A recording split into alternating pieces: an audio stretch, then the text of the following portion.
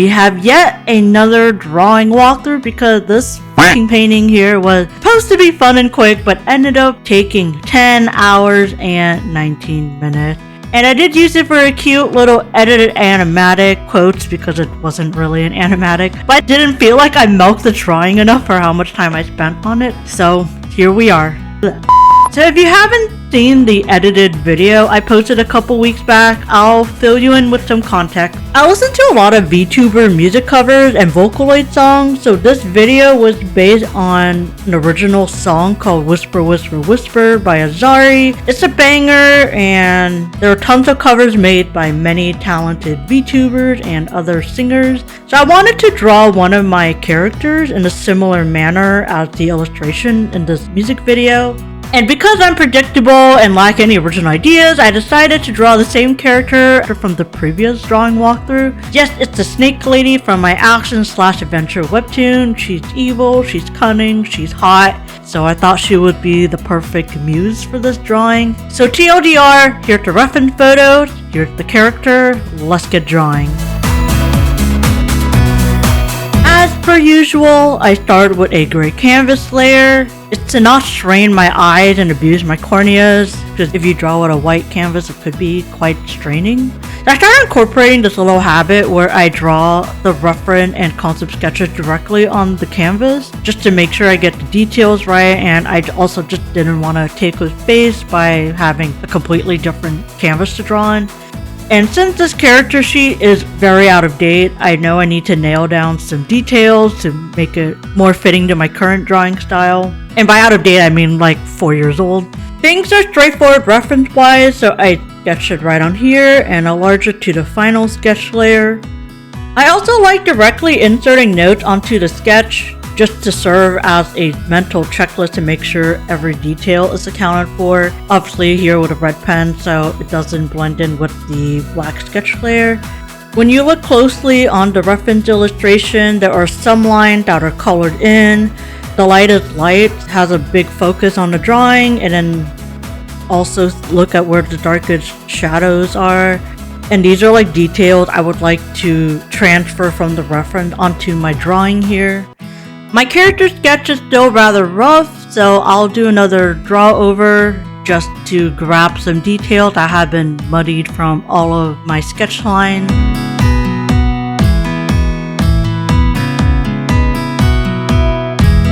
I also decided I wanted to add a snake in the back behind her since that is her motif.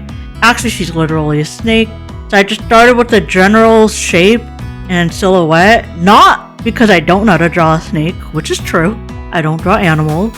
But it is good to start with a general shape to see how it flows with the illustration and not just diving into the details, because if the overall flow of the snake doesn't work out, I don't want to be drawing and redrawing the details when I could just get the shape right the first time around and add a detail on top of that.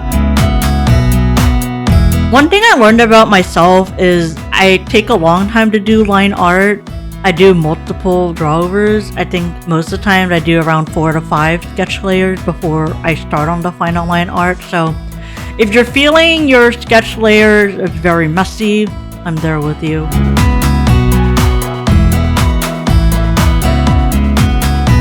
In the reference, some lines are thick with weight and some are delicate like a feather. With that in mind, I go over the sketch layer again just for as clean of lines as possible. I really took the time in being very intentional and particular on which lines were thicker. Also, the coloring style won't be extremely detailed, so I can't hide shoddy line art with colors and shading and lighting effects. So I do the same here with the snake. Line art takes a lot of time, but just remember each time you do a draw over, your line does get slightly more and more cleaner, so just keep sketching until you get as clean of line art as you are happy with.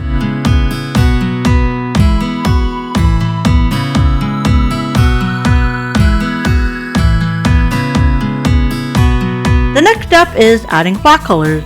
I also use this step to organize all of my color layers, so first, block in the big colors. Usually it's the skin tone for characters, and I guess blue for the snake as well.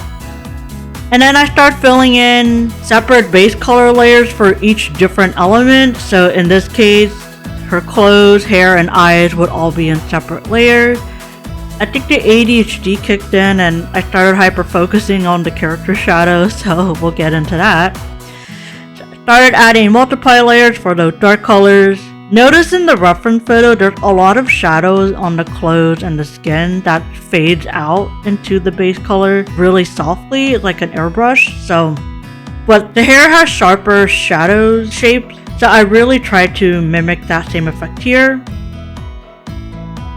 I also noticed the shadow on the hair are more dimensional and have more detail from the rest of the illustration, so I dabbled in slowly adding darker hair strands. There's like a little bit of lighter hair strand colors in the mix blended in. So I jumped between coloring parts of the line art and adding more hair shadow detail. If you compare the line art, there is quite the difference between when the line art was a solid black and here with a variety of colors. Pretty cool, huh? It gives a really nice soft effect in certain areas of the line art, so definitely something I would partake on my future line art process. And then I finish up the hair with some light bounce from the yellow light in the background and then add some final details on the characters. Alrighty, time to give the snake some attention.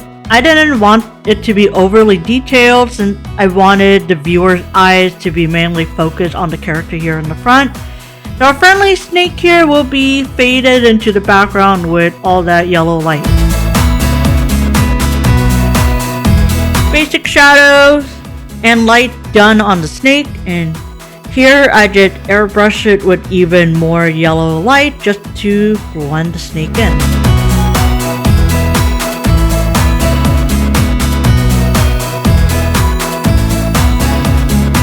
And the final step of the drawing is color correction, making sure every last detail is accounted for, and voila! After 10 long painstaking hours, the drawing is completed. I did have to draw 2 more additional variants to match the music video, but whatever. I popped this baby in DaVinci Resolve, which is my video editing program, did some witchcraft, and made an edited video matching the original. Pretty cool seeing your drawing in a visual form other than a still image.